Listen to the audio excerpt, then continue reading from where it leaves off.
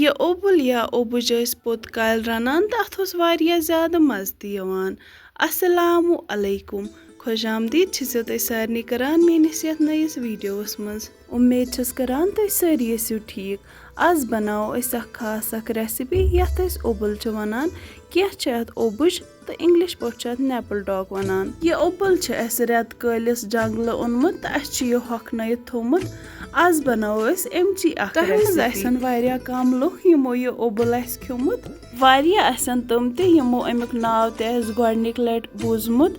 अत medicinal value ते वारिया तो अत मज विटामिन सी ते भरपूर आसान। आज बनाओ होख ओबुल यमिच रेसिपी तुम गोडनिक लट आज यूट्यूबस पे वुचो।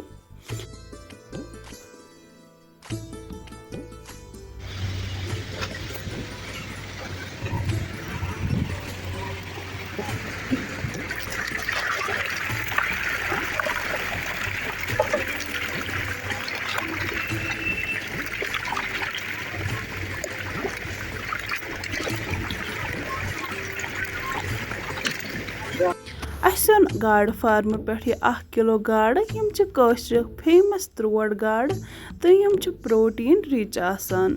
अस रनहोक यम आज अथ ओबलस सत। नान बड़बबस निश अमिच रेसिपी मालूम करने पत लज मे यहान पता कि प्रान जमान यथ ओबलिस गाड त्रावान सत अथ वारिया ज़्यादा मज़ यवान।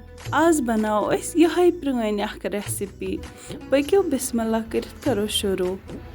सारी खुद गोड़ तुल यमन पे मल थोद बे करिस यम गाड़ असल पे साफ।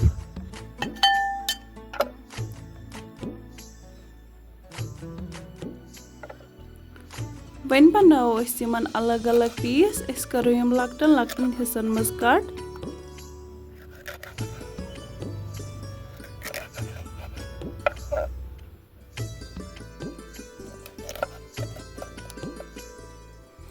यमन पीस करो अस करो यम बे एक लट साफ। तुम हेको वुचित यम गई वन अंदर ते असल पे साफ। अस करो वन यम अकिस बाउल मज ट्रांसफर।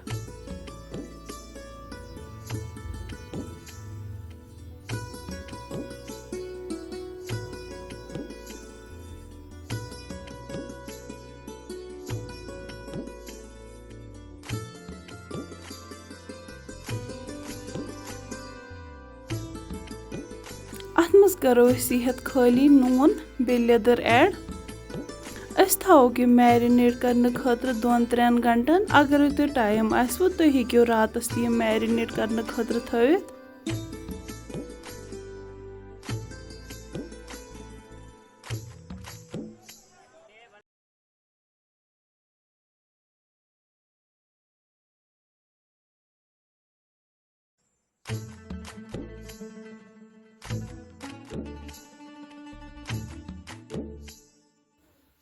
वन निमो अकिस कढ़ाई मज आब तो अत मज करो ये ओबुल या ओबुज ऐड।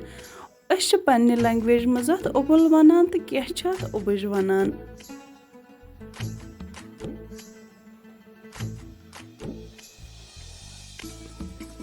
अस दिमो अत आबस मज फुकर अम सत नेरथ यह गंदगी सारे नेबर। 2-3 मिनटन फुकर दिन पत करो यह आब सोरे नेबर बे छलहुन 1-2 लट ठंड आब सत। यपर तुम हेको वुचित सान गाड़ तन मैरिनेट असल पे गमच। वन करो यम फ्राई। अस निमो अकिस कढ़ाई मज तेल। तेल निमो हना ज्यादा पहम तिकाज इन अलाव तेल लगन मगर अस पत लास्टस पे ओड तेल नेबर करन। वन करोक यम गाड़ 1-1 पीस अत मज ऐड।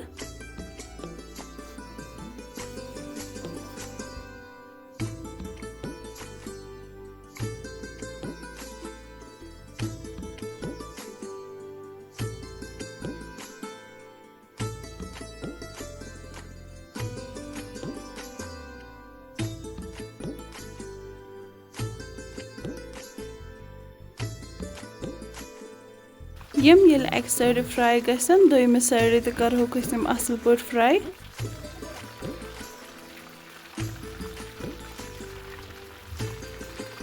यम करहोक आराम आराम से बेस साइडस टर्न ताकि यम गसन न फुटने त।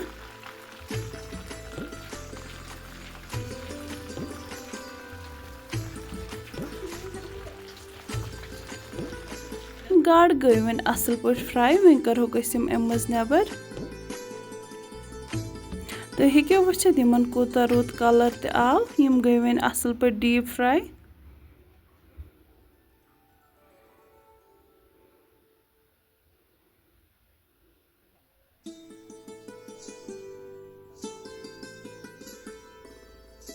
यम फ्राई करित गाड थावोक वन हालस साइडस थावो वन अत मज नेजबी तिल अत नेजबस तिलस मज करो यह गंड अख जो बे करो रोहन ऐड अत रोहनस लकट लकट पीस थमित करित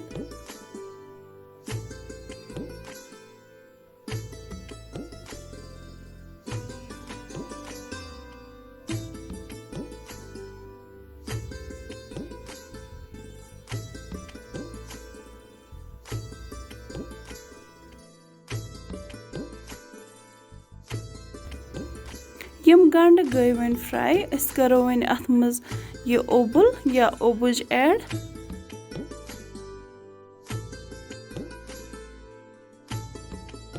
अत असल पट तलन दुन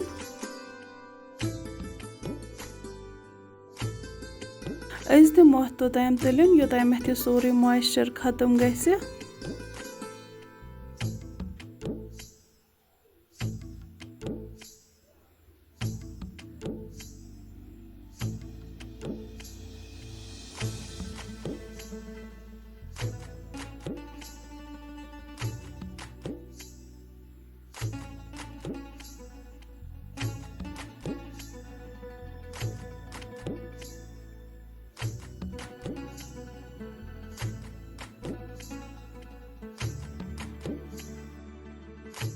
बाकिन सिनन हिंद खोत च हना टाइम अलावे पहम लगन तलियन दिनस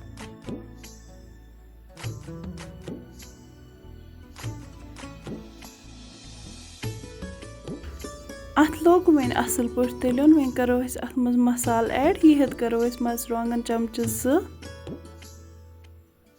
नून चमच 1 नून करियो तुम पन्ने टेस्ट अकॉर्डिंग बादियान पाउडर 2 चमच गरम मसाल 1 चमच लेदर 2 चमच वाइट रस और यम सारी मसाल ऐड करने पत दिमो अत 1-2 मिनटन बे तलियन मगर यह करो आब 1 गिलास अत मज ऐड ताकि यम मसाल दजन न कह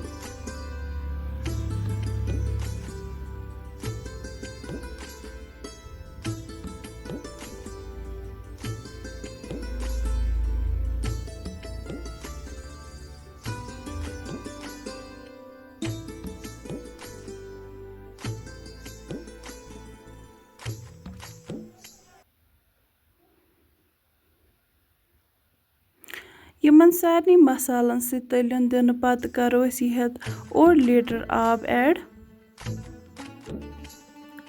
करो असल पट आबस सत मिक्स तो थवो ढक्कन बंद योताम 5-10 मिनट गसन तो यह गोस नरम गसन 5-10 मिनट गसित तो हेक्यो वुचित अत वन नेसब आब श्रप्योमुत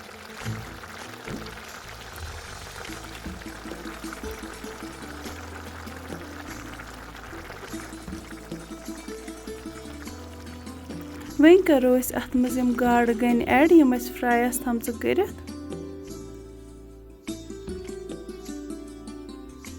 वन अगर गोड़े अथ सत ऐड करहो यम फुटान जल्दी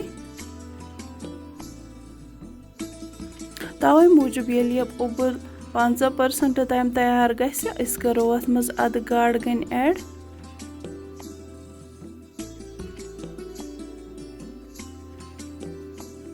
थवो ढक्कन बे बंद योताम 5-6 मिनट गसन